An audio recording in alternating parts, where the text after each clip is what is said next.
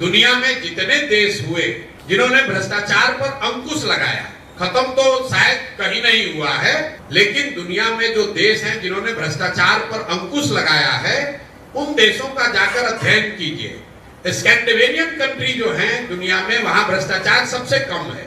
Finland में, Sweden में, Denmark में, उन देशों में भ्रष्टाचार सबसे कम है। कैसे उन्होंने कम किया? उन्होंने 4 बातें करी। पहली बात, उन्होंने ईमानदार जनप्रतिनिधियों का चुनाव किया है। ईमानदार जनप्रतिनिधि, किसी के माथा पर तो लिखा नहीं है कि कौन ईमानदार है कौन चोर है।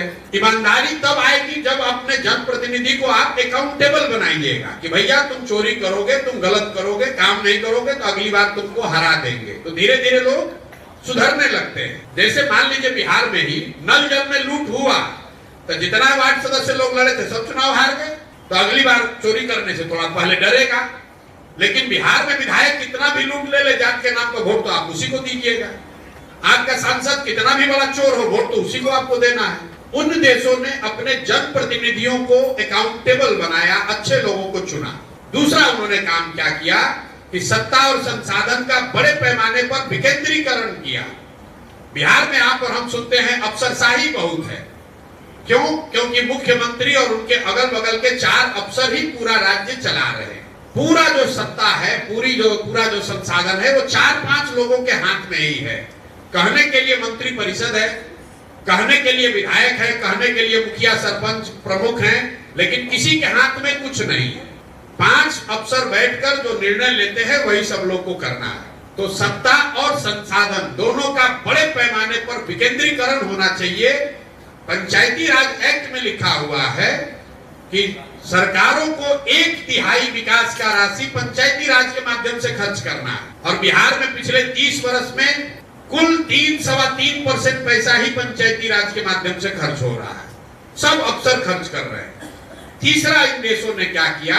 उन्होंने बड़े पैमाने पर जन भागीदारी की बात करी। अभी बिहार में कोई अगर योजना केंद्र सरकार की चल रही है, आपको पता ही नहीं है कि योजना चल रही है कि नहीं चल रही है। आयुष्मान कार्ड बट रहा है, आधी जनता बिहार की उसको पता ही नहीं है कि आयुष्मान कार्ड में हमको मिल रहा है कि नहीं मिल रहा है। आयुष्मान कार्ड चलाने वाले लोग हमसे आकर मिलते हैं कि भैया कैंप लगाते हैं, जाते हैं, समझाते हैं, फिर भी लोग कार्ड नहीं बनवा रहा है। किसान को 6,000 रुपया मिलना है, 6,000 से कुछ होना नहीं है, लेकिन फिर भी वो भी 6,000 किसान नहीं ले रहा है। जो सरकारी योजनाएं चल रही हैं या जो आपके लिए बनी है वो आपकी जानकारी में नहीं है। गरीब आदमी को तो बिल्कुल ही जानकारी नहीं है। और चौथा, उन देशों ने टेक्नोलॉजी का बड़े पैमाने पर प्रयोग किया। फिर मैं नल जल का उदाहरण दूंगा। सरकार ने 25,000 करोड़ से ज्यादा खर्च किया नल जल पर। अगर सरकार ने 200-300 करोड़ रुपया लगाकर जैसे बिजली का स्मार्ट मीटर लगा रहे हैं, वैसे अगर नल जल में भी स्मार्ट मीटर लगा होता तो पटना में बैठकर सरकार को ये जानकारी होती कि कितने बजे मीटर ऑन हुआ, कितना पानी निकला, कितना पानी किसने कंज्यूम किया। तो ये 4 चीज करके ही भ्रष्टाचार पर अंकुश लगाया जा सकता है। पहला, सही प्रतिनिधियों का चुनाव। दूसरा, बड़े पैमाने पर सत्ता और संसाधन का विकेंद्रीकरण। तीसरा, जन भागीदारी। और चौथा, टेक्नोलॉजी का प्रयोग। इन चारों के समायोजन से भ्रष्टाचार पर अंकुश लगाया जा सकता है, खत्म नहीं किया जा सकता है। कोई आकर कह रहा है नेता, अरे हमको वोट दे दो, हम आएंगे सब ठीक कर देंगे, तो आपको सिरे से मूर्ख बना रहा है या खुद बड़ा मूर्ख है। ये संभव नहीं है। आपने देखा इस देश में जन लोकपाल का नाम आया कि ये कानून बनेगा, देश से भ्रष्टाचार खत्म हो जाएगा। जो लोग इसका आंदोलन किए वही लोग भ्रष्टाचार में जेल में गए हैं। अगर इतना आसान होता तो आप समझिए पूरे दुनिया में सैकड़ों देश हैं, आप ही और हमको सबसे ज्यादा बुद्धि है, दूसरे देश वाले जन लोकपाल नहीं बना देते और सब भ्रष्टाचार खत्म हो जाता है। कोई सिल्वर बुलेट नहीं है कि बस एक कानून बनाए और भ्रष्टाचार खत्म हो गया।